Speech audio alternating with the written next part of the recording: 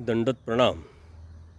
मी जिंकेन असा ज्याला आत्मविश्वास आहे, ज्याची अशी मानसिकता आहे, तो जिंकू शकतो. कारण आत्मविश्वास हा काही बाजारात विकत मिळत नाही. तो आपल्या मनामध्ये निर्माण करावा लागतो आणि त्या मनातून निर्मितीतून त्याला प्रयत्नाची जोड द्यावी लागते. कारण सर्वज्ञ श्री चक्रप्रभू सांगतात की ह्या जगामध्ये उपाय नाही असं काही आहे का? उपाय न पविजे ऐसे काही असे. म्हणजे प्रत्येक गोष्टीला उपाय आहे, प्रत्येक गोष्टीला उत्तर आहे. फक्त ते आपण शोधलं पाहिजे आणि त्या शोधण्यातून आपल्या मनाची जी मानसिकता आहे ती बदलून त्यामध्ये आत्मविश्वास भरला पाहिजे.